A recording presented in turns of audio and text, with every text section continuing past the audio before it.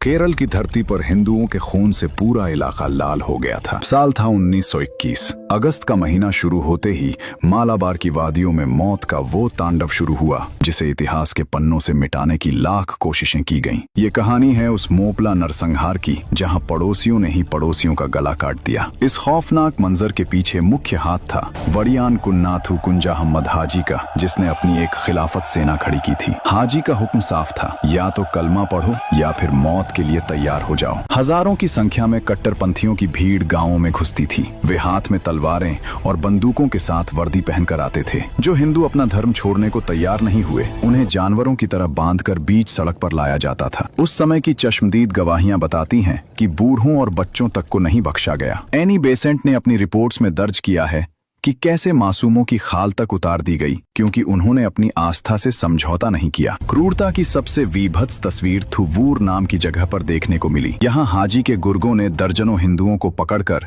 एक गहरे कुएं के किनारे खड़ा कर दिया। रूह कंपा देने वाली बात ये थी कि वे सिर्फ मार नहीं रहे थे, बल्कि एक एक करके उनके सिर काट रहे थे और धड़ को कुएं में फेंक रहे थे। चीखें इतनी भयानक थीं कि आसपास के इलाकों तक सुनाई दे रही थीं। रिकॉर्ड बताते हैं कि कई लोग मरे नहीं थे, वे अधमरे थे और लाशों के उस ढेर के नीचे घंटों, शायद दिनों तक तड़पते रहे। आज भी वो कुआं रक्त के कुएं के नाम से जाना जाता है, जो उस समय की दरिंदगी का मौन गवाह है। सिर्फ जान लेना ही उनका मकसद नहीं था, वे हिंदू समाज की आत्मा को कुचलना चाहते थे। इसीलिए चुन चुनकर भव्य मंदिरों को निशाना बनाया गया, मूर्तियों को खंडित किया गया और उन पर गाय का मांस फेंककर उन्हें अपवित्र किया गया। हजारों हिंदू अपनी जान और इज्जत बचाने के लिए नंगे पैर जंगलों की तरफ भागे। 6.5 लाख लोग रातों रात अपने ही देश में शरणार्थी बन गए। लेकिन ये तो सिर्फ शुरुआत थी। उस काली रात का सबसे काला अध्याय अभी आना बाकी था, जिसने इंसानियत के इतिहास पर कभी न मिटने वाला दाग लगा दिया। आखिर क्या था